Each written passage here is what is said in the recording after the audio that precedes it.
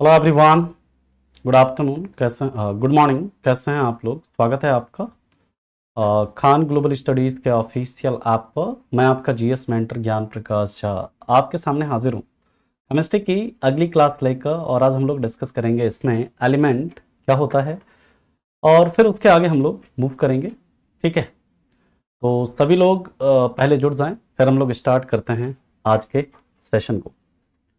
तो आज हम लोग डिस्कस करेंगे एलिमेंट के बारे में कि तत्व क्या है। उसमें फिर देखेंगे मेटल, नॉन मेटल, मेटलॉइड्स, इनकी क्या क्या प्रॉपर्टीज़ हैं, इसके बारे में हम लोग चर्चा करेंगे। हेलो रानी, आदित्य, रंजन, नीरज, महेश, अजय, अनिल, अनु, साकिब, उपेंद्र, चांदनी, विजय, सोनी, मधु, कमलेश, प्रमोद, हरपाल, निशांत, अक्षय, रेशमा, सलमा, प्रतिभा, अनुराग, विजेंद्र, कल्पना, स्नेहा, रानी, पड़ी, अहमद, तनुजा, जूही, ज्योति, मोहित। चलिए सभी लोग जुड़ चुके हैं, तो let's start the session of today. पिछले क्लास में हम लोगों ने देख लिया था चेंजेस इन मैटर, है ना। फिजिकल चेंज, केमिकल चेंज, ये सब आपको समझ में आ गया होगा, है ना। आज हम लोग बात करेंगे क्लासिफिकेशन ऑफ मैटर, यानी कि पदार्थ के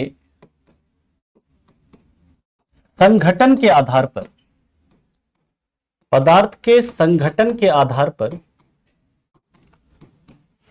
उसका वर्गीकरण, उसका वर्गीकरण,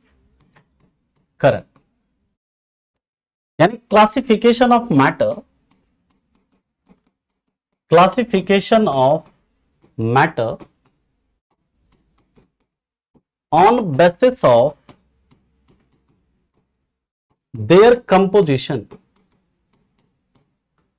classification of matter on basis of their composition. अब देखिए, कोई भी पदार्थ है, उसका संगठन कैसा है, वो कैसे बना हुआ है ना, वो कैसे क्या है, बना हुआ है। तो उसके आधार पर पदार्थ को कितने भागों में बांटा जाता है। तो देखिए, एक पदार्थ होता है आपका जिसे हम लोग कहते हैं प्योर, प्योर मैटर या शुद्ध पदार्थ। सवाल कैसे यहां से बनता है, अभी हम लोग सवाल को भी देखेंगे। शुद्ध पदार्थ में आपका एक आता है क्या, इसमें एक आता है आपका एलिमेंट, एलिमेंट यानी तत्व, और दूसरा आता है आपका कंपाउंड यानी कि यौगिक। ठीक है, शुद्ध पदार्थ जो होता है, शुद्ध पदार्थ में क्या आता है, एक तो आपका तत्व आएगा, एक आपका क्या होगा, कंपाउंड आएगा, यानी कि यौगिक आएगा। ठीक है, दूसरी बात करें तो दूसरा आपका है, दूसरा जिसे हम लोग क्या कहते हैं, इम्प्योर मैटर, इम्प्योर मैटर, या जिसे हम लोग कहते हैं अशुद्ध पदार्थ, अशुद्ध पदार्थ। अशुद्ध पदार्थ में आपका क्या आता है, तो याद रखिएगा, इसमें आता है आपका मिक्सचर, मिक्सचर यानी जिसे हम लोग कहते हैं मिश्रण, मिक्सचर यानी क्या आता है, मिश्रण। ठीक, यानी कि पदार्थ का वर्गीकरण अब उसके कंपोजिशन के आधार पर, अभी तक हम लोगों ने क्या किया, उसका भौतिक अवस्था, उसका फिजिकल स्टेट क्या है, उसके आधार पर हम लोगों ने देखा पदार्थ का वर्गीकरण, जिसमें हम लोगों ने देखा सॉलिड क्या है, लिक्विड क्या है, गैस क्या है, प्लाज्मा, बोस-आइंस्टाइन कंडेंसेट, ये सब। फिर देखा अवस्था में परिवर्तन कैसे होता है। अब हम लोग देख रहे हैं क्या, अब हम लोग देख रहे हैं कि जो पदार्थ का संगठन कैसा है, पदार्थ के संगठन के आधार पर अब उसका वर्गीकरण की, उसका कंपोजिशन कैसा है, उसके आधार पर एक होता है प्योर मैटर होता है, शुद्ध पदार्थ होता है, और शुद्ध पदार्थ में क्या क्या आता है, एलिमेंट आता है और कंपाउंड आता है, और अशुद्ध पदार्थ में क्या आता है, आपका मिक्सचर आता है। अब जैसे यहां से क्वेश्चन कैसे बनेगा, क्वेश्चन कैसे बनेगा, एक क्वेश्चन हम लोग देखते हैं, फिर हम लोग पहले बात करेंगे एलिमेंट की, फिर बात करेंगे कंपाउंड की, और फिर बात करेंगे हम लोग किसकी, मिक्सचर की। ठीक, देखिए अब आप लोगों के मन में सवाल है कि शायद आपका और भी केमिस्ट्री का क्लास चल रहा है, आपके लिए ये तो अच्छा है, इसमें आप लोग इतना परेशान क्यों हो रहे हैं। मान लीजिए अगर आपको खान सर की भी क्लास मिल रही है, ये तो आपके लिए अच्छी बात है। आप दोनों क्लासेस देख सकते हैं। आपको सर की क्लास ज्यादा समझ में आ रही है वहां देख सकते हैं, अगर आपको ये क्लास ठीक लग रही है आप इसमें देख सकते हैं। ये तो आपके लिए बेनिफिट वाली चीज है ना? ठीक है।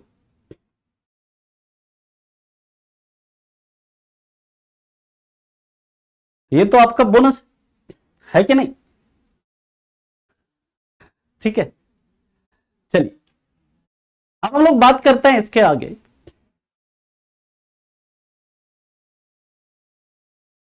चलिए बहुत बढ़िया, बहुत बढ़िया। ठीक है, अब देखिए यहां तक लिख लिया सभी ने? ओके, आगे चलें। सर गैस सिलेंडर में एलपीजी का दहन और पानी में ऑक्सीजन तथा कार्बन डाइऑक्साइड का मिलना कौन सा परिवर्तन है और कैसे? ठीक है, बताएंगे इसको भी, है ना? फ्यूल सब में सब बताएंगे। ठीक है, चलिए लास्ट में हम लोग क्वेश्चन भी करेंगे आज। अब देखिए सबसे पहले हम लोग बात करते हैं किसकी? एलिमेंट की। अब ये क्वेश्चन पहले देखिए क्वेश्चन कैसे बनेगा, एक क्वेश्चन करते हैं। अगर आपसे पूछा जाए इसमें से कौन एक अशुद्ध पदार्थ है, कौन एक अशुद्ध पदार्थ है, अगर आपसे पूछा जाए, और ऑप्शन गोल्ड, क्वेश्चन भी आप लोग लिख सकते हैं साथ में। दूसरा ऑप्शन है कार्बन डाइऑक्साइड, तीसरा ऑप्शन है मीथेन, और चौथा ऑप्शन है आपका हवा यानी एयर। आपसे पूछा जा रहा है कौन सा इसमें से अशुद्ध पदार्थ है, आप बताइए क्या होगा आपका उत्तर?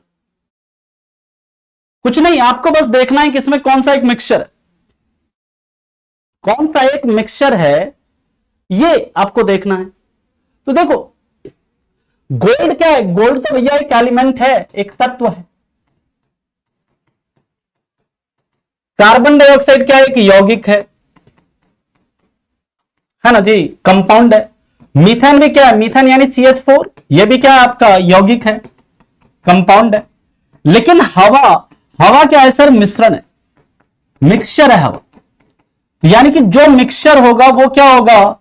इंप्योर होगा। यानी कि सही उत्तर यहां पर क्या हो जाएगा इसका? ऑप्शन 4। बात समझ में आ गया? ये कैसे सवाल बनेगा यहां से? क्लियर है पॉइंट? किसी को कोई दिक्कत इसमें?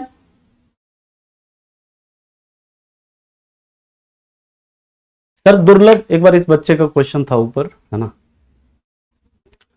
दुर्लभ वाला। हाँ, दुर्लभ गैसों में सर्वाधिक मात्रा में पाई जाने वाली गैस है हीलियम, आर्गन, नियॉन। देखो बाबू, इस बच्चे का एक सवाल, बहुत अच्छा सवाल पूछा है इसने कि दुर्लभ गैसों में सर्वाधिक मात्रा में पाई जाने वाली गैस कौन सी है? Helium, argon, neon, nitrogen. Anurag ji देखिए आपका सवाल दो तरीके का हो सकता है। अगर आपसे पूछे ब्रह्मांड में, हमारे यूनिवर्स में सबसे ज्यादा मात्रा में मिलने वाली दुर्लभ गैस कौन सी है, इनर्ट गैस कौन सी है, तो वो याद रखिएगा हीलियम होगा। ब्रह्मांड में सबसे ज्यादा हीलियम मिलता है। और अगर आपसे यह पूछा जाए कि हमारे वायुमंडल में सबसे ज्यादा मात्रा में मौजूद दुर्लभ गैस कौन सी है, तो आपका आर्गन होगा। सवाल आपका कौन सा है वो देख लीजिएगा। ब्रह्मांड में सबसे ज्यादा क्या होता है आपका? हीलियम में। वायुमंडल में सबसे ज्यादा क्या होता है आपका? आर्गन होता है। वायुमंडल में आर्गन कितना है? 0.93% है, याद रखेंगे। ठीक है, ठीक। चलो, एयर किन किन चीजों का मिक्सचर होता है सर? एयर में कई सारी गैसेस होती हैं, नाइट्रोजन है, ऑक्सीजन है, कार्बन डाइऑक्साइड है, आर्गन है, और भी कई सारे, क्या वाटर वेपर है ना, कई सारी अन्य गैसें हैं और भी। बिल्कुल आदर्श जी, हाइड्रोजन एक एटम है, मतलब एक एलिमेंट है, तत्व है। अभी हम लोग तत्व को पूरा डिटेल में देखेंगे। ठीक है, चलो बहुत बढ़िया। नेक्स्ट पॉइंट पे चला। सबसे भारी गैस कौन होगी वायुमंडल में? देखिए इनर्ट गैस में अगर आपसे पूछे सबसे भारी गैस कौन सी, सब लिखाएंगे, आप लोग थोड़ा सब्र रखिए। सबसे भारी गैस अगर इनर्ट से में सबसे भारी गैस पूछे वायुमंडल में, तो वह है आपका जनन। लेकिन अगर आपसे सिंपली पूछे सबसे भारी इनर्ट गैस कौन सी है, तो रेडॉन है। ठीक है, अभी सब आगे डिस्कस करेंगे हम लोग। अब देखिए सबसे पहले हम लोग बात करते हैं एलिमेंट क्या है। एलिमेंट यानी तत्व क्या है।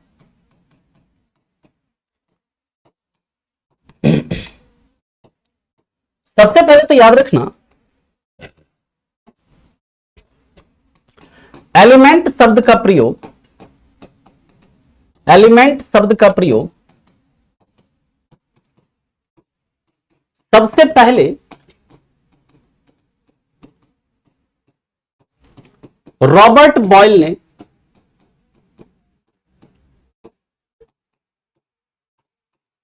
कब किया? तो याद रखना 1661 में किया। लेकिन याद रखिएगा एलिमेंट को मेटल और नॉन मेटल में सबसे पहले क्लासिफाई किसने किया था? वो लवोजियर ने किया था। ठीक है। एलिमेंट याद रखिएगा, एलिमेंट होता क्या है?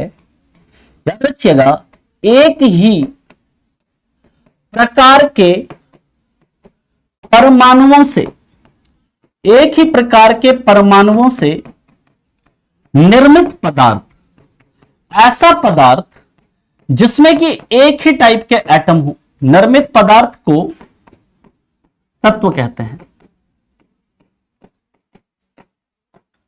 If any matter is made up of same type of atom, if any matter is made up of same type of atom, then it is called क्या? एलिमेंट। मान लीजिए जैसे गोल्ड, अब हम एक सोना ले लेते हैं, सोने का एक ले लिया ऐसे वायर।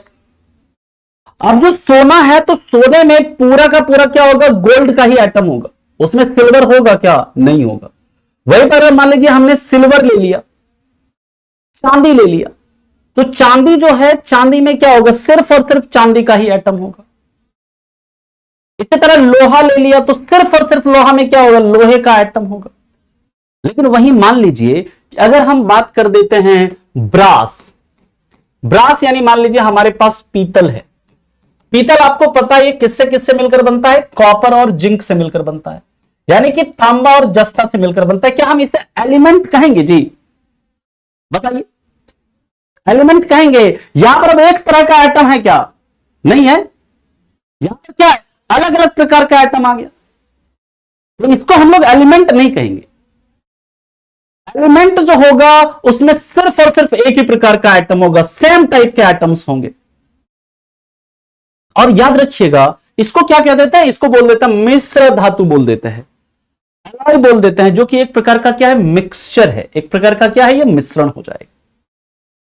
ठीक है। दूसरी बात करें, याद रखिएगा एलिमेंट का जो तत्व होता है ना, तत्व के हर भाग का, तत्व के हर हिस्से का कैरेक्टरिस्टिक्स यानी गुण, संघटन समान होता है। यानी मान लो एक क्या करो, एक सोने का टुकड़ा लो, उसके बहुत छोटे छोटे छोटे छोटे क्या कर दो? कण कर दो, बहुत बारीक बारीक कणों में तोड़ दो। या फिर मान लीजिए एक सोने का बड़ा सा, ऐसे एक बड़ा सा क्या कर लिया हमने? ऐसे एक हिस्सा ले लिया, और इसका एक छोटा सा भी हिस्सा ले लिया, सोने का एक बिल्कुल छोटा सा कण ले लिया। याद रखिएगा यहां पर जो क्या होता है ना, इसका जो भी कैरेक्टरिस्टिक्स होगा, अगर ये बहुत ज्यादा मैलिएबल है तो ये जो छोटा सा वाला होगा ना, ये भी उतना ही मैलिएबल होगा। इसका जो मेल्टिंग पॉइंट होगा वही इसका मेल्टिंग पॉइंट होगा। अगर ये इलेक्ट्रिसिटी को कंडक्ट करेगा तो ये भी करेगा, अगर इसमें चमक होगी तो इसमें भी होगी। बात समझ में आ रही? अगर ये सबसे कम रिएक्टिव होगा तो ये भी सबसे कम रिएक्टिव होगा। यानी क्या? एलिमेंट के हर पार्ट का कैरेक्टर, कंपोजिशन यानी उसका गुण, उसका संगठन क्या होता है? समान होता है। बात समझ में आ गई? और एलिमेंट के बारे में बात करते हैं, याद रखिएगा तत्व को और विभाजित नहीं किया जा सकता है, तत्व को और विभाजित नहीं किया जा सकता है। Element can not be divided more, और विभाजित नहीं किया जा सकता है। लेकिन कोई भी एलिमेंट को कैसे पहचानते हैं? नहीं किया जा सकता है। Element can not be divided more. लेकिन कोई भी एलिमेंट को पहचानेंगे कैसे? याद रखिएगा एलिमेंट को जो पहचाना जाता है वो कैसे पहचानते हैं? उसका जो न्यूक्लियस है ना, वो एलिमेंट है, वो एलिमेंट किसी ना किसी एटम से मिलकर बना हुआ है। बात को समझिए, कोई भी एलिमेंट जो है वो किससे मिलकर बना हुआ? एटम से। यहां पर क्या? Made up of same type of atom. कई सारे एटम्स हो सकते हैं किसी एलिमेंट के अंदर। अब जो उसका एटम है, जैसे मान लो सोना है, या सोना मान लीजिए हमारे पास क्या है? एल्यूमिनियम है। अब एल्यूमिनियम का जो एटम होगा, एल्यूमिनियम के एटम के न्यूक्लियस के अंदर याद रखिएगा एक होता है प्रोटॉन। समझिए क्या होता है? प्रोटॉन होता है, जिसको खोजा था किसने? गोल्डस्टीन ने, ठीक है। लेकिन वो जो न्यूक्लियस है ना, न्यूक्लियस को खोजा था किसने? एक वैज्ञानिक थे जिनका नाम था रदरफोर्ड।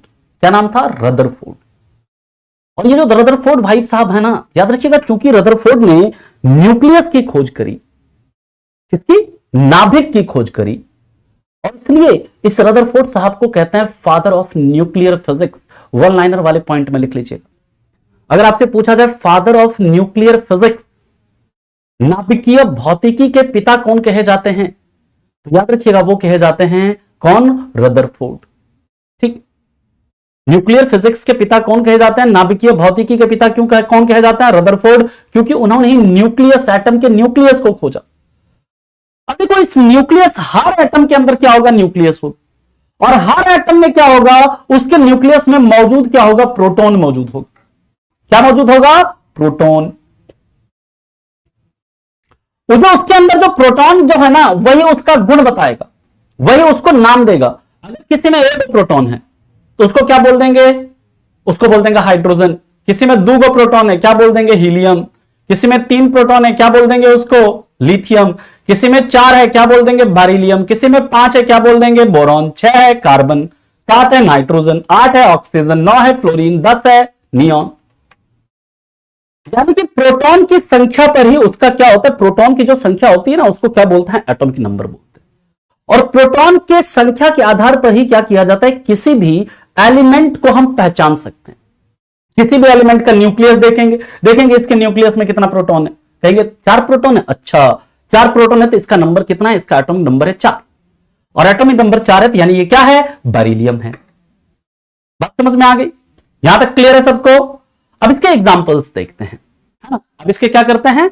एग्जांपल देखते हैं। तत्व तो मिलकर बनता है, एटम्स से मिलकर बनता है, और एक ही प्रकार के एटम्स होंगे। आजाद दीजिए, एक ही प्रकार के एटम्स होंगे। जब कोई मैटर, जब भी कोई पदार्थ एक प्रकार के एटम से मिलकर निर्मित होता है ना, सेम टाइप के एटम से मिलकर निर्मित होता है, तो उसको क्या बोलते हैं? एलिमेंट बोलते हैं। अब जैसे गोल्ड में कई एटम्स हो सकते हैं। बात समझ में आ रही है? अरे एग्जाम तक रहेगा भाई, एग्जाम तक रहेगा, है ना। फादर ऑफ न्यूक्लियर फिजिक्स कौन है? फादर ऑफ न्यूक्लियर फिजिक्स है रदरफोर्ड, है ना। बिल्कुल अलग अलग एटम का स्ट्रक्चर अलग अलग होगा, है ना। अलग अलग एटम का जो स्ट्रक्चर है अलग अलग होगा। एटम के बारे में बात करेंगे डिटेल में हम लोग। अरे पीरियोडिक टेबल सब एकदम याद करवा देंगे, चिंता मत करिए। आप लोग पढ़िए, पहले जो पढ़ा रहा ना, अभी तो बेसिक ही चल रहा है जी। अभी तो इस वीक पूरा हमारा बेसिक ही चलेगा। बताए नवीन कौन सा डे है तुमको? रुको एक सेकंड, तुम लोग यहां पढ़ने आते हो कि ये डे डू करने आते हो जी? आज तो मंडे है ऐसे, है ना। बाकी और डे के बारे में अगर जानकारी चाहिए ना तो फिर बताइए, आपको अच्छे से बता देंगे कौन सा डे है। ठीक है, चलिए अब हम लोग बात करते हैं इसका एग्जाम्पल। एग्जाम्पल में देखो, जैसे हाइड्रोजन है, ऑक्सीजन है, नाइट्रोजन है ना। इसी तरह कार्बन है, ठीक है। इसी तरह आपका हीलियम है ना। इसी तरह आपका आर्गन है, ठीक है। ये सभी क्या है? ये सभी आपके क्या हैं?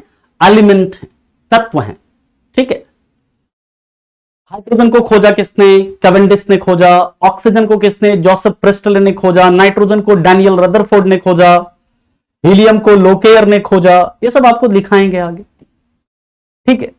यहां पर जब हम लोग बात करते हैं, देखिए कोई भी एटम जो होता है, कोई भी एलिमेंट जो होता है, वो एक सिंगल एटम के फॉर्म में भी मिल सकता है। सिंगल एटम के फॉर्म में, जैसे हीलियम में वो सिंगल एटम उसमें मिलता है, एक ही एटम मिलेगा आपको उसमें, सिंगल मतलब एक एटम के रूप में मिलेगा, ठीक है। तो उसको ऐसा एलिमेंट जिसमें सिर्फ और सिर्फ एक ही एटम मिलता है, उसे क्या बोलते हैं? Mono atomic. जिसमें 2 एटम्स मिलेंगे उसको डाया एटॉमिक बोलेंगे। जिसमें 3 मिलेंगे उसको ट्राई एटॉमिक बोलेंगे। जिसमें 4 होते हैं उसे टेट्रा एटॉमिक बोलते हैं। यहां पर जैसे देखिए, अगर हम हाइड्रोजन की बात करें तो यहां पर कितना एटम्स होते हैं? हाइड्रोजन में 2 एटम्स, तो यानी डाया एटॉमिक है। ऑक्सीजन में 2 एटम है, डाया एटॉमिक है। नाइट्रोजन में 2 एटम है, डाया एटॉमिक है।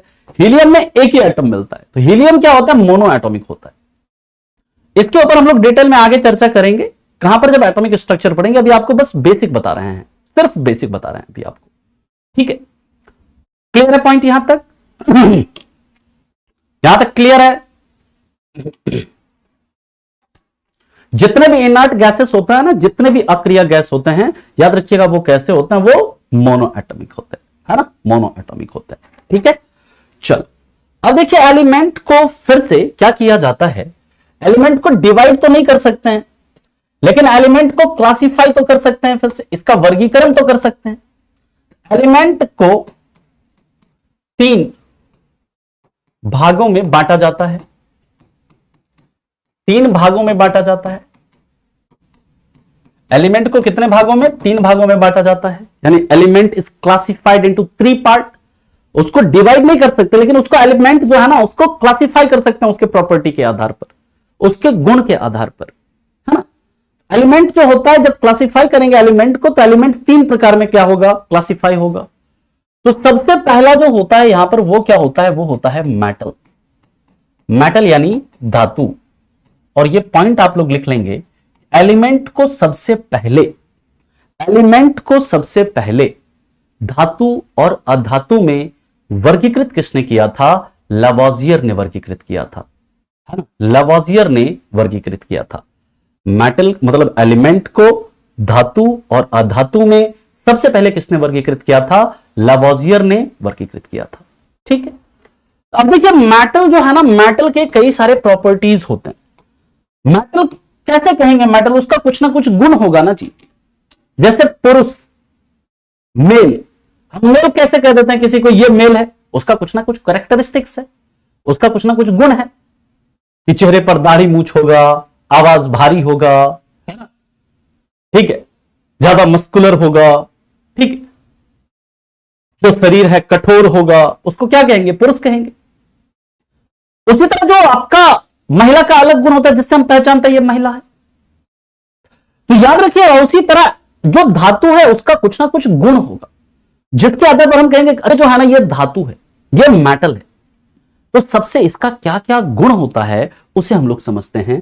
तो सबसे पहला गुण याद रखिएगा धातु का, ये क्या होता है? ये विद्युत तथा उष्मा के क्या होते हैं? सुचालक होते हैं। विद्युत तथा उष्मा के क्या होते हैं? सुचालक होते हैं, यानी कि conductor of heat and electricity, conductor of heat and electricity, conductor of heat and electricity, ठीक है। और यहीं पर याद रखिएगा, जो विद्युत तथा उष्मा का सबसे अच्छा सुचालक कौन है? विद्युत तथा उष्मा का सबसे अच्छा सुचालक कौन है?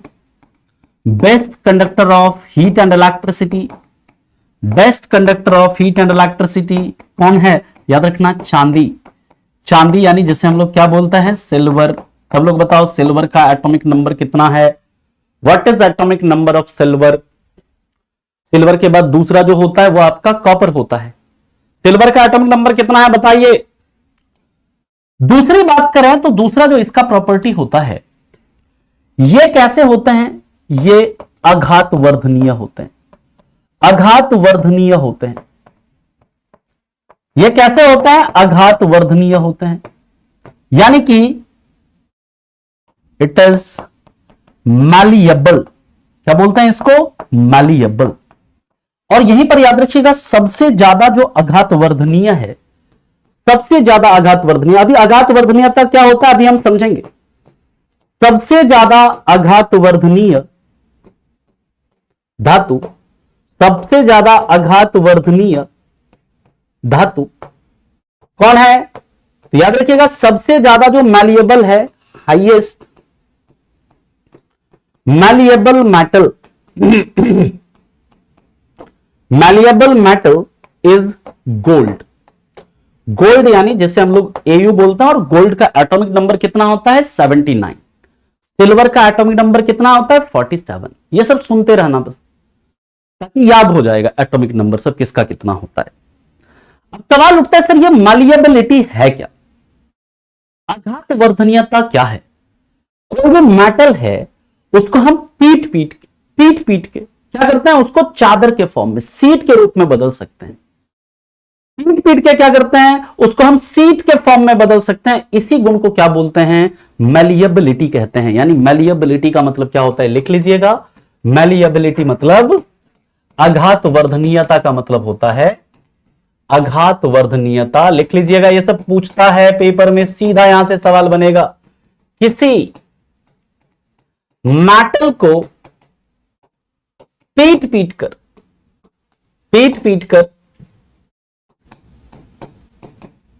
सीट के फॉर्म में बदल देना, यानी चादर के फॉर्म में बदल देना, सीट के रूप में, चादर के रूप में बदल देना। और सबसे ज्यादा मैलिएबिलिटी जो होती है वो किसकी होती है, चांदी की होती है। सोना की होती है, चांदी नहीं, गोल्ड की होती है। सबसे ज्यादा मैलिएबल है ये। यहां तक बात समझ में आ गई? किसी को इसमें कोई दिक्कत, कोई परेशानी? पहला इसे लिखिए, फिर चलते हैं इसके आगे। इसलिए याद रखिएगा, जब रदरफोर्ड ने अपना अल्फा स्कैटरिंग एक्सपेरिमेंट किया था, जिससे कि न्यूक्लियस डिस्कवर हुआ, रदरफोर्ड ने वहां पर किसका यूज किया था, इसी गोल्ड के फॉइल का ही यूज किया था। क्योंकि गोल्ड का जो फॉइल है ना, इसकी मैलिएबिलिटी जो होती है ना, इसकी आघात वर्धनीयता सबसे अधिक होती है, सबसे ज्यादा होती है। ठीक है, क्लियर? चलिए अब इसके आगे चलते हैं, हम लोग नेक्स्ट पॉइंट पर मूव करेंगे।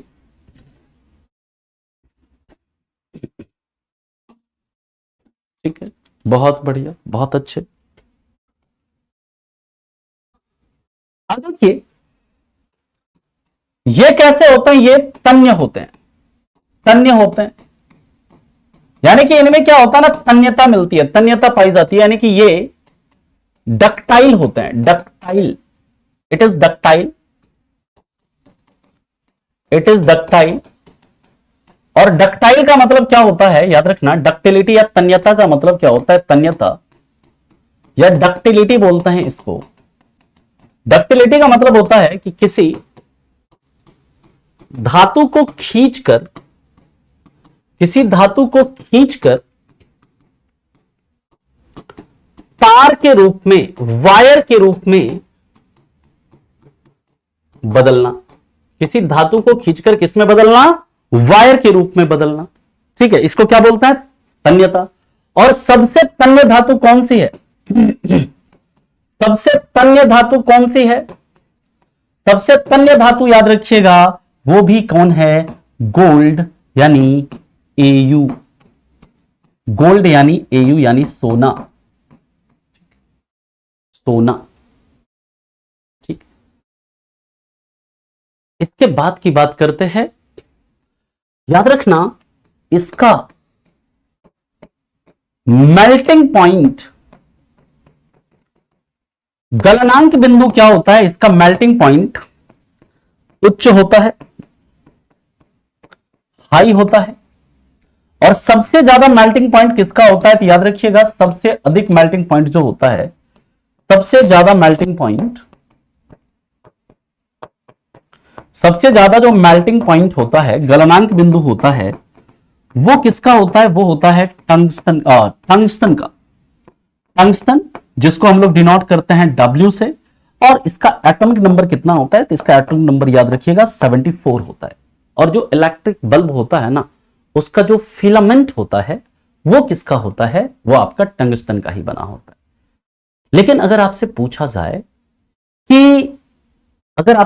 जाए कि सबसे कम मेल्टिंग पॉइंट किस धातु का है, सबसे कम गलनांक बिंदु किस धातु का है, इसका याद रखिएगा, टंगस्टन का जो मेल्टिंग, यहां पर W है ना, इस W का फुल फॉर्म भी याद रखिएगा। इस W का पूरा मतलब है क्या, इस W का पूरा मतलब होता है वोल्फ्राम।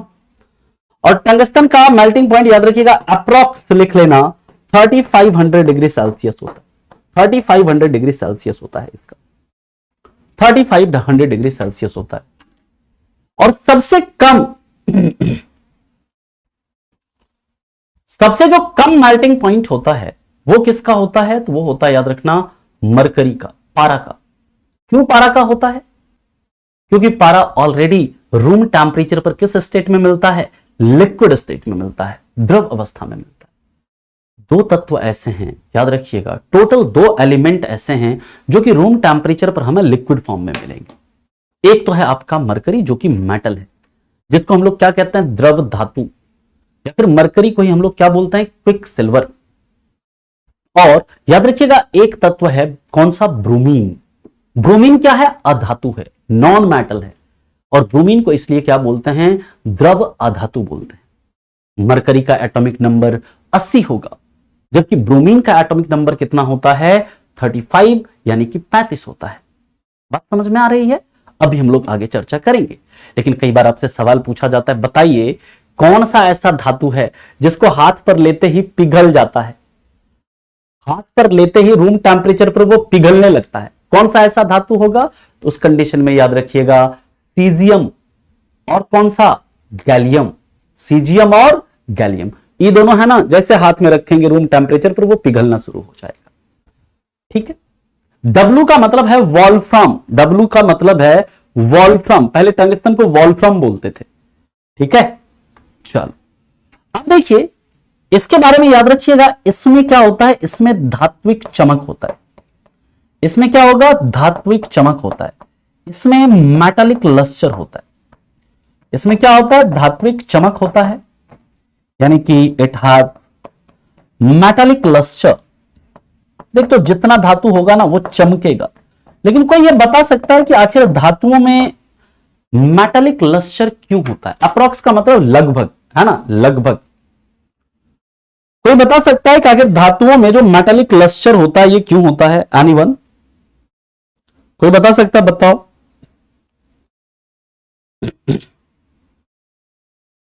कोई बताओ धातुओं में मेटालिक लस्टर क्यों होता है?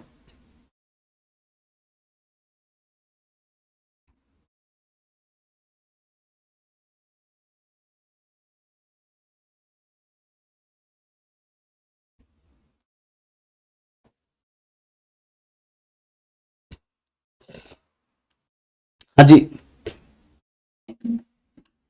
बहुत अच्छे, वेरी गुड, वेरी गुड समित, बहुत अच्छे प्रिंस, बहुत अच्छे जोरो, बहुत अच्छे, वेरी गुड, वेरी गुड। याद रखिएगा जो धात्विक इसमें चमक होता है ना, तो लिख लीजिएगा इनमें फ्री इलेक्ट्रॉन के प्रेजेंस के कारण, मुक्त इलेक्ट्रॉन के, फ्री इलेक्ट्रॉन के उपस्थिति के कारण, लिख लीजिएगा इन्हें फ्री इलेक्ट्रॉन के उपस्थिति के कारण, यानी मुक्त इलेक्ट्रॉन के उपस्थिति के कारण धात्विक चमक मिलता है, धात्विक चमक होता है, मेटालिक क्लस्टर होता है। कई बार आपसे पूछता है धात्विक चमक होता है।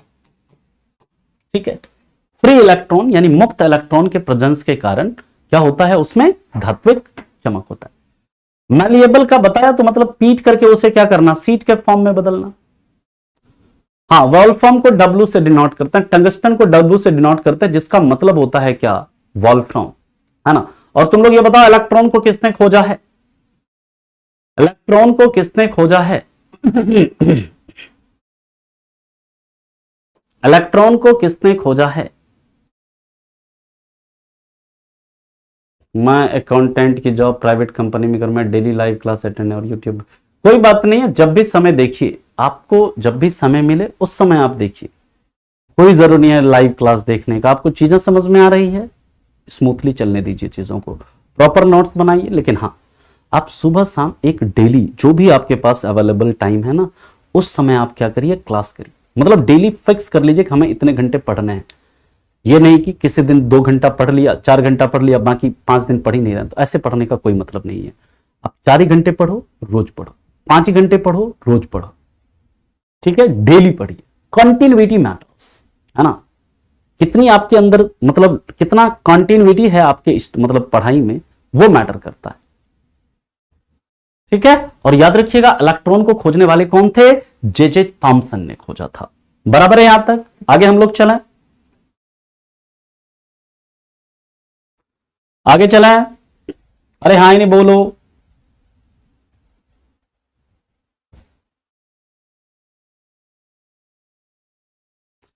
कैथोड रे डिस्कवरी, बिल्कुल अरुंधति जी, बहुत बढ़िया, बहुत अच्छे। अरे सब लोग चिंता मत करो, एकदम केमिस्ट्री तुम लोगों को घोल के पिलाएंगे, है ना, घोल के पिला देंगे केमिस्ट्री। बस जितना करा रहे हैं ना इतना करते रहो, याद करवा देंगे सब चीज, क्लासे में तुम लोगों को याद करवा देंगे। अब चलो हम लोग बात करते हैं तो याद रखिएगा ये कैसे होते हैं, ये इन्हें पीटने पर आवाज होती है, इन्हें पीटने पर क्या होती है,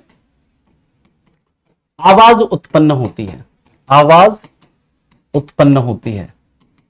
यानी कि ये कैसे होते हैं, ये होते हैं सोनोरस होते हैं, यानी इट इज सोनोरस। सोनोरस का मतलब क्या, जैसे आप धातु को पीटेंगे ना तो पीटने पर वो क्या करेगा, टन, जैसे मान लो लोहा है, लोहा में जाकर ऐसे चम्मच लगा, टन आवाज करता है ना, ठीक है, यानी इस पर पीटने पर क्या होती है, इसमें आवाज होती है। इसके बाद याद रखिएगा ये सामान्यतः कैसे होता है, सामान्यतः याद रखिएगा ये सामान्यतः ठोस होते हैं, ये सामान्यतः क्या होता है, ठोस होते हैं। It is generally solid. लेकिन याद रखिएगा इसका एक एक्सेप्शन है, एक्सेप्शन है, अपवाद है। और ये अपवाद क्या है सर, ये अपवाद है मरकरी। मरकरी यानी जिसे हम लोग कहते हैं पारा, पारा यानी जिसे हम लोग क्या कहते हैं, Hg। एटॉमिक नंबर सर कितना होता है इसका, 80। अब पारा के बारे में याद रखिएगा, इसे चूंकि ये रूम टेम्परेचर पर किस रूप में मिलता है, ये कमरे के तापमान पर, ये रूम टेम्परेचर पर लिक्विड स्टेट में पाया जाता है, लिक्विड स्टेट में मिलता है, ये रूम टेम्परेचर पर लिक्विड स्टेट में मिलता है, इसलिए इसे क्या बोलते हैं, इसलिए इसे लिक्विड मेटल कहते हैं। क्या बोलते हैं, लिक्विड मेटल कहते हैं। एक एक पॉइंट को समझना है, इसको याद रखिएगा, इसी को क्या कहा जाता है, क्विक सिल्वर कहते हैं। क्विक सिल्वर हिंदी में भी लिख लीजिएगा, क्विक सिल्वर ही कहेंगे इसको, क्विक सिल्वर कहा जाता है, क्विक सिल्वर कहते हैं इसको, ठीक है। इसके बाद की बात करते हैं, तो ये जो मरकरी है, मरकरी के बारे में ही अगला पॉइंट मैं इधर लिख रहा हूं, ये याद रखिएगा only liquid non metal, only liquid metal है, ये एकमात्र लिक्विड मेटल है। अगली बात याद रखिएगा, ये क्या करती है, ये धातुओं के साथ ये धातुओं के साथ, जैसे कॉपर जिंक के साथ मिलकर के मिश्र धातु बनाया, क्या बोल दिया उसको, पीतल। कॉपर टीन के साथ मिलकर के मिश्र धातु बनाया, क्या बोल दिया उसको, ब्रॉन्ज कांसा। कॉपर में जिंक और निकल मिला दिए, क्या बना दिया, जर्मन सिल्वर। कॉपर में सिर्फ निकल मिला दिए, क्या बना दिया, वो बना दिया कॉन्स्टेंटन। उसी तरह याद रखिएगा, जब किसी मेटल में आप मरकरी मिला दोगे ना, किसी मेटल में अगर आप मरकरी मिला दोगे तो याद रखिएगा यह धातुओं के साथ क्या बनाएगी, एक अलाय बनाती है, जिसको क्या बोलते हैं, अमलगम। इंग्लिश में भी अमलगम ही बोलती है। धातुओं के साथ क्या बनाती है, अमलगम बनाती है। लेकिन याद रखिएगा यह सब धातु के साथ क्या बनाएगा, अमलगम बनाएगा, लेकिन एक को छोड़ करके। किसको छोड़ करके, एक्सेप्ट आयरन, एक्सेप्ट आयरन। इसलिए याद रखिएगा मरकरी को किसके बर्तन में स्टोर करते हैं, मरकरी को आयरन के बर्तन में, आयरन के पात्र में, आयरन के पात्र में स्टोर किया जाता है, स्टोर किया जाता है। अरे बात समझ में आया, हाँ या नहीं बोलो। मरकरी की बात कर ही रहे हैं तो यहां पर ये सब आगे आपको बहुत डिटेल में बताएंगे फिर से, लेकिन इसका दो अयस्क याद रखना, इसका दो और है मरकरी का। कौन कौन सा है जी, एक है सर सिन्नेबार, सिन्नेबार फॉर्मूला क्या है सर, ये भी बता दो, HgS। और इसका एक अयस्क है क्या, कैलोमल, कैलोमल सर इसका फॉर्मूला क्या है, Hg2Cl2। जितना पॉइंट लिख रहा हूं, एक एक पॉइंट आपके एग्जाम में पूछा जाता है, एक एक पॉइंट आपके लिए इंपॉर्टेंट है। ग्लासेस में रखते हैं क्योंकि ग्लास क्या मेटल तो नहीं है ना, मतलब धातु में अगर रखेंगे तो किसको, लोहे के बर्तन में रखेंगे, इसको किसी और धातु के बर्तन में नहीं रख सकते। ग्लास तो क्या है, मिश्रण है किसका, सैंड और सिलिका का, ठीक है। बात समझ में आ गई, यहां तक किसी को कोई दिक्कत,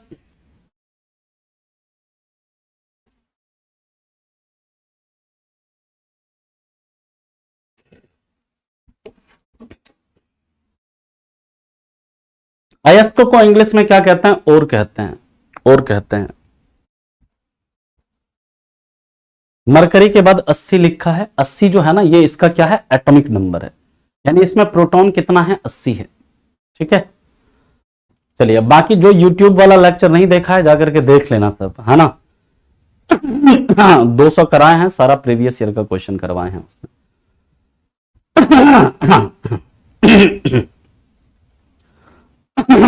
सॉरी। यहां तक किसी को कोई दिक्कत है तो बताइए। बहुत बढ़िया है मुकेश जी, पहलवान है तो चलिए ऐसा मजा देते रहेंगे आप लोगों को, है ना।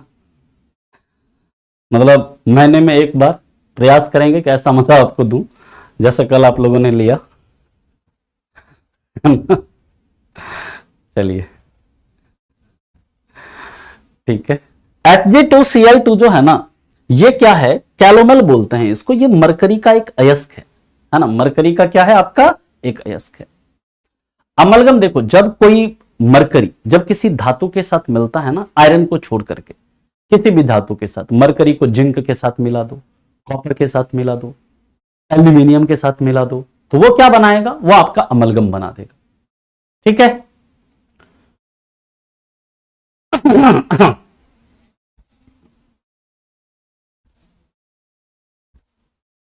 और धातु कर्म क्या होता है? मेटलर्जी क्या होता है? जब किसी अयस्क से किसी धातु को प्राप्त करते हैं ना, ठीक है, तो उसी को मेटलर्जी वगैरह बोलते हैं। धातु कर्म वगैरह बताएंगे जब मेटल्स को डिटेल में पढ़ेंगे। अभी तो बस बेसिक चल रहा है सब हमारा, अभी ये सब पूरा बेसिक है।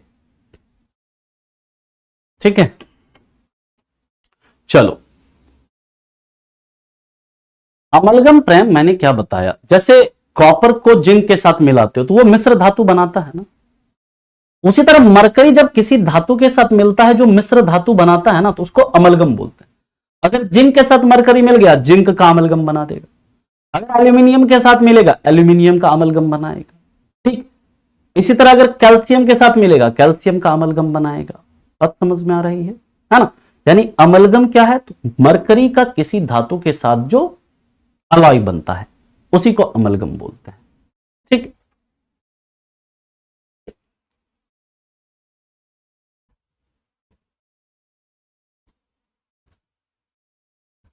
ये लक्ष्मी कौन है? एक minute. I think Lakshmi you are illiterate. क्या मूर्ख हैं आप? वेट,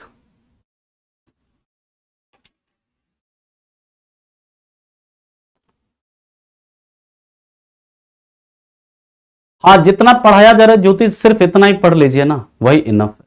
वेट एक सेकंड, इस लक्ष्मी को थोड़ा देखना पड़ेगा। उसको पता नहीं है वो किधर है। इधर आइए।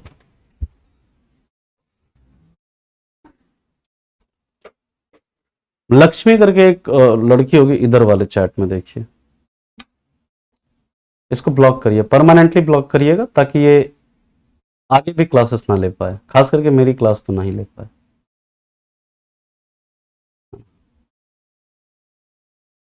हाँ ये है, इसको परमानेंटली ब्लॉक करिए।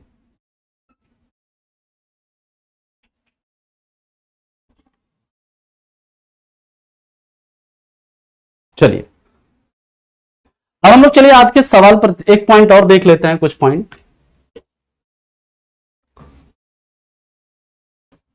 याद रखिएगा। इसके बाद क्या लिखा हमने?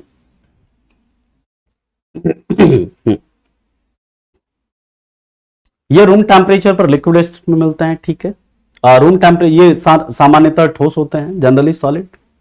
और एकमात्र आपका नॉन मेटल जो मतलब एकमात्र जो मेटल है जो लिक्विड स्टेट में मिलता है वो कौन है? मरकरी है। याद रखिएगा सीजियम तथा गैलियम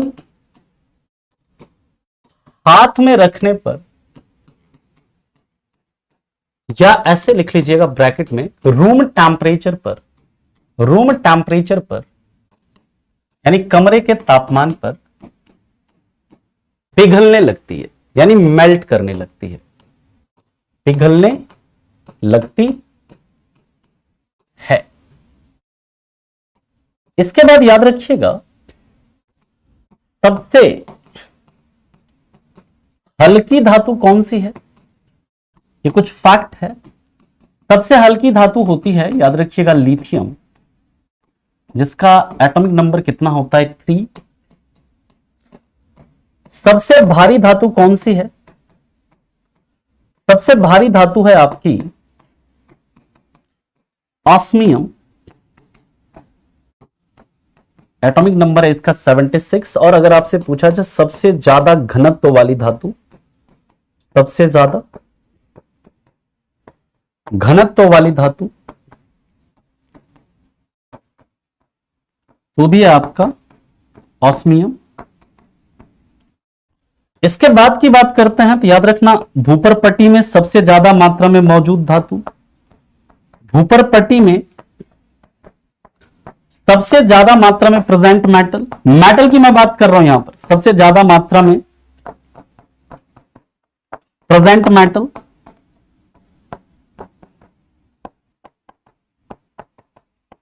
एल्यूमिनियम है। और एल्यूमिनियम का सबसे अच्छा अयस्क, मतलब जो एल्यूमिनियम है इसका सबसे अच्छा अयस्क कौन सा है बता सकते हैं आप लोग? इसका एटॉमिक नंबर याद रखिएगा 13 है।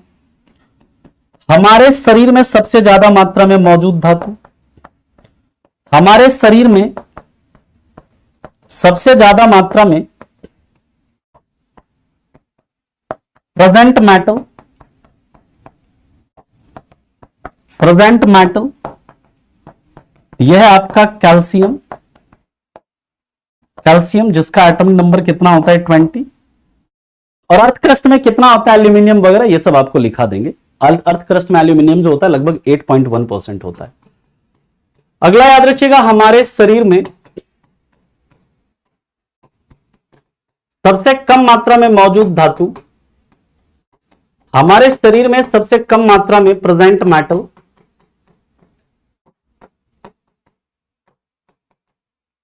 मैग्नीज है, मैग्नीज जिसको हम लोग डिनोट करते हैं Mn से, और इसका एटॉमिक नंबर कितना होता है? 25, जिसके अयस्क का नाम है पायरोल्यूसाइट। ठीक है, और याद रखिएगा जो एल्यूमिनियम है, एल्यूमिनियम का जो सबसे अच्छा अयस्क है उसका नाम क्या है? बॉक्साइट। भूपर पट्टी का मतलब है अर्थ क्रस्ट, जो पृथ्वी का जो सबसे ऊपर वाला लेयर है ना वो। अब मेरा आप लोगों से एक प्रश्न है, एक नहीं बल्कि 2 प्रश्न हैं। पहला सवाल यह है कि आप लोग ये बताइए कि अर्थ क्रस्ट में सबसे कम मात्रा में मौजूद तत्व कौन सा है? अर्थ क्रस्ट में सबसे कम मात्रा में मौजूद एलिमेंट कौन सा है? यह पहला सवाल है, इसका उत्तर दीजिए, फिर हम लोग दूसरे सवाल पर दूसरा सवाल आपसे पूछते हैं। तो ये दोस्तों आप आज के लिए हम लोग इतना रखेंगे। अब चलते हैं, आज के 5-6 क्वेश्चंस हैं, उन क्वेश्चंस को हम लोग क्या करेंगे? देख लेंगे। ठीक है, तो अर्थ क्रस्ट में सबसे कम मात्रा में जो मौजूद तत्व है, एलिमेंट है, उसका नाम है, याद रखिएगा, एस्टेटीन। क्या है? एस्टेटीन। ठीक है, एस्टेटीन क्या है? एस्टेटीन याद रखना, जिसको हम लोग रेयर अर्थ एलिमेंट भी बोलते हैं। क्या बोलते हैं उसको? रेयर अर्थ एलिमेंट भी बोलते हैं, जो कि अर्थ क्रस्ट में सबसे कम मात्रा में मिलता है, एस्टेटीन।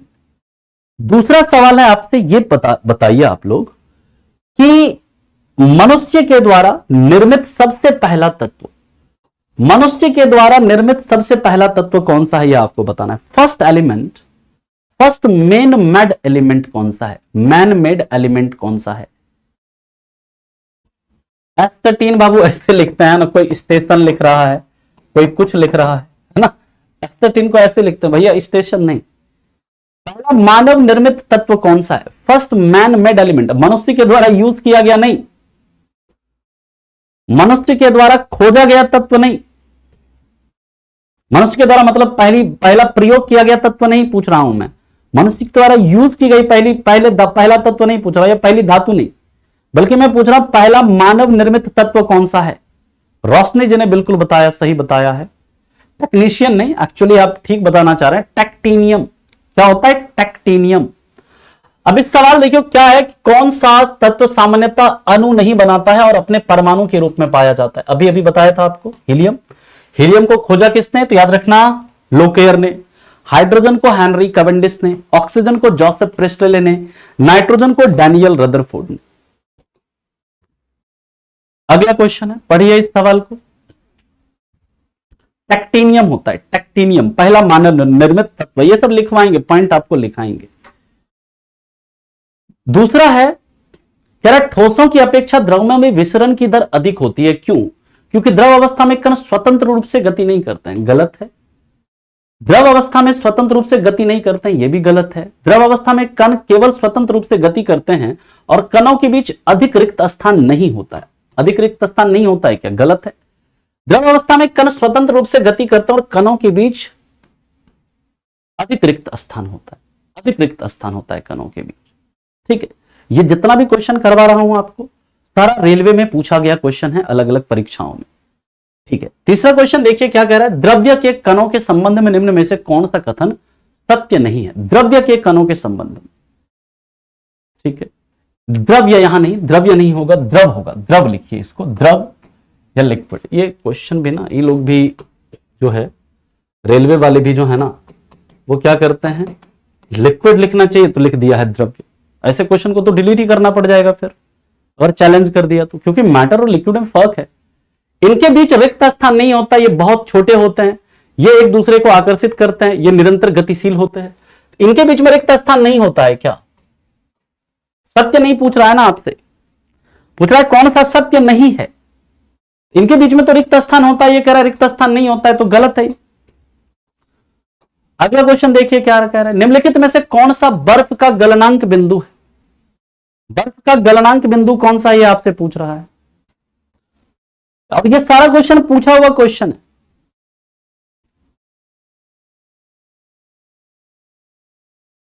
बर्फ का गलनांक बिंदु लिखाया था आपको, याद करिए, 273.15 केल्विन। ये क्वेश्चन देखिए पहले भी पूछा, दोबारा पूछा है, यानी ये क्वेश्चन ना इतना इंपॉर्टेंट है, कई बार ये सवाल पूछा गया है। पिछली क्लास में भी किया था इस तरह का क्वेश्चन, फिर से देखा ऐसा क्वेश्चन पूछा था आपको, इसलिए ये क्वेश्चन मैंने रखा है ताकि आपको पता चले कितना इंपॉर्टेंट है ये क्वेश्चन। किसी गैस को डैश द्वारा द्रवित किया जा सकता है, कैसे? उच्च दाब, लो टेम्परेचर। और यह अंतिम सवाल कह रहा है, निम्नलिखित में से कौन सा विकल्प ठोसों के गुणधर्म को नहीं दर्शाता? आप देख सकते हैं सॉलिड, लिक्विड, गैस, ये जो स्टेट है मैटर का, कितना इंपॉर्टेंट है रेलवे के लिए। और याद रखिएगा, जो पिछली क्लास में जहां पर मैंने वो मेल्टिंग लिखा ना, तो मेल्टिंग के बारे में लिख लीजिएगा। मेल्टिंग को क्या कहा जाता है? फ्यूजन भी कहा जाता है, फ्यूजन। मेल्टिंग को फ्यूजन भी बोलते हैं, लिख लेना। और इस क्वेश्चन की बात करें, कह रहे ठोसों की सीमाएं अस्पष्ट होती है, ठोसों में नगण्य संपीड्यता होती है, यानी कंप्रेसिबिलिटी। याद रखिएगा, ये पॉइंट भी लिख लेना आप लोग। जब कंप्रेसिबिलिटी की बात करते हैं ना, संपीड्यता की बात करते हैं, तो ठोसों का सबसे मिनिमम होगा। सबसे ज्यादा किसका होगा? गैस को। गैस को सबसे ज्यादा कंप्रेस किया जा सकता है, ठोस को सबसे कम कंप्रेस कर सकते हैं। तो कंप्रेसिबिलिटी जो है ठोस में नगण्य होगा, क्योंकि इसका वॉल्यूम क्या है? फिक्स है। इसका शेप क्या है? फिक्स है। लेकिन इसकी सीमाएं अस्पष्ट है क्या? सॉलिड की सीमाएं अस्पष्ट है क्या? नहीं, सॉलिड की सीमाएं क्या होती है? क्लियर, स्पष्ट होती है, क्योंकि इसका वॉल्यूम क्या होता है? निश्चित होता है। इसका शेप क्या होता है? निश्चित होता है। क्लियर है पॉइंट? सवाल इसलिए मैं करवा रहा हूं ताकि आप थ्योरी के साथ आप ये समझ सको किस तरह का सवाल आपका बनेगा और उस सवालों को कैसे टैकल करना है। बात समझ में आ गई? चलिए, बाकी अब हम लोग टेम्पररी चेंज का मतलब है कि जो फिजिकल चेंज होता है ना, उसको हम फिर से वापस उसके मूल अवस्था में ला सकते हैं। वो टेम्पररी होता है, अस्थायी नहीं होता, उसे वापस उस अवस्था में लाया जा सकता है। चलिए, तो मिलता है फिर आपसे हम कल की क्लास में इसके आगे के मुद्दों के साथ, है ना। कल हम लोग इसके आगे टॉपिक को डिस्कस करेंगे। कल हमारा चलेगा कंपाउंड, कल हम लोग कंपाउंड के बारे में पढ़ेंगे, ठीक है। और कल भी आप लोगों को सवाल कराएंगे। एसके बर्मन जी, मैं आपका सवाल अब कल देखता हूं, क्योंकि मेरी अब अगली क्लास है। किसी को एमसीक्यू करना है तो केजीएस एसएससी एग्जाम पर हमारे साथ जुड़ सकते हैं, वाईटी पर, ठीक है। केजीएस एसएससी एग्जाम पर, वहां पर हम लोग डेली सवाल करते हैं। तो आज भी हम लोग सवाल, संपीडितता मतलब ये होता है उसका जो शेप है ना, कितना हम उसको कॉम्प्रेस करके उसको कम कर सकते हैं, उसको कितना हम दबा करके कम कर सकते हैं उसके शेप को, ठीक है। तो उसी को संपीड्यता बोलते हैं, ठीक है। चलिए, तो मिलते हैं फिर आपसे नेक्स्ट क्लास में, कल की क्लास में। तब तक के लिए thank you so much, bye bye, take care and have a good day.